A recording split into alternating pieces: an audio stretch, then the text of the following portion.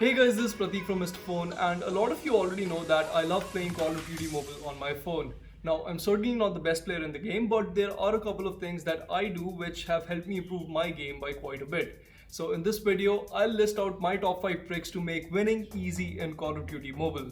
Oh, and make sure to stay till the end of the video because there's a bonus Easter egg within the game which some of you might not know about. So let's go.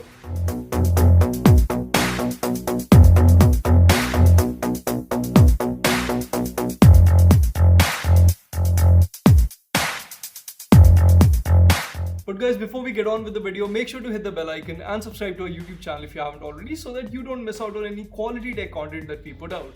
Now that you've done that, let's get on with the video.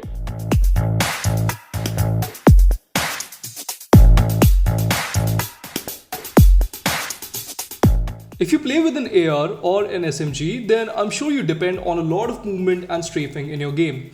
A helpful trick to ensure that I was always on the move is to turn the always sprint setting from the basic tab under the settings menu on. This ensured that I didn't have to slide my finger all the way up to sprint, which in turn ensured that I wasn't covering half the screen when I was trying to move. It's a pretty simple trick, but it comes in very handy.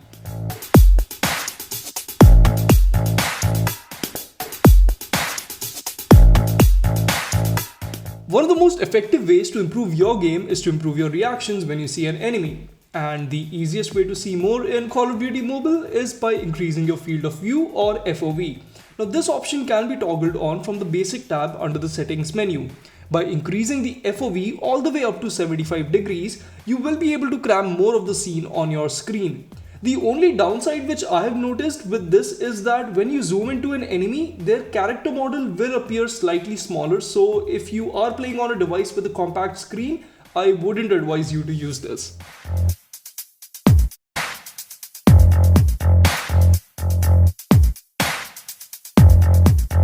Now the good thing about Call of Duty is that it gives you more granular control over your in-game settings. For instance, if you're running the game on an older Android, then you can disable physics-based effects like Ragdoll and Bloom without reducing the overall graphics quality of the game. Now Ragdoll basically comes into play when a person dies, and with the feature turned on, their body would drop more realistically. However, turning the feature off saves a lot of load on the CPU and it doesn't really affect the graphics of the characters all that much. Similarly, Bloom controls light effects like sunlight and flaring, so turning that off will make your game lag less too.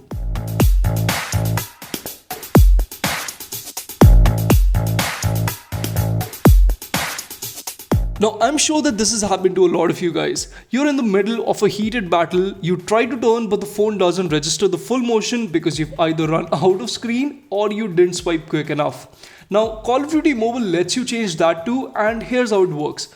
If you go into the sensitivity tab under the settings menu, you'll find 3 different rotation settings. Now by default, it's set to speed acceleration, which basically means that the quicker you swipe your finger on the screen, the quicker you'll turn.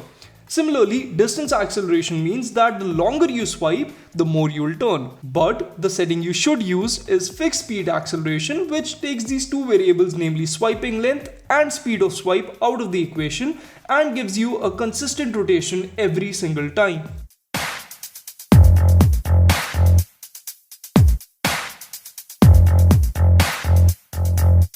Now, I'm sure you're all trying to get as many gold bars as you possibly can, so to maximize your profits every match, use this hack. Now, in kill confirmed mode, if you come up against a less competent team, then ask your squad to not collect the dog tags. Since a kill in the mode is only registered when you collect a dog tag, you and your squad mates can go berserk and get as many kills as you want without collecting the dog tags, thereby increasing the gold bars you collect in a match.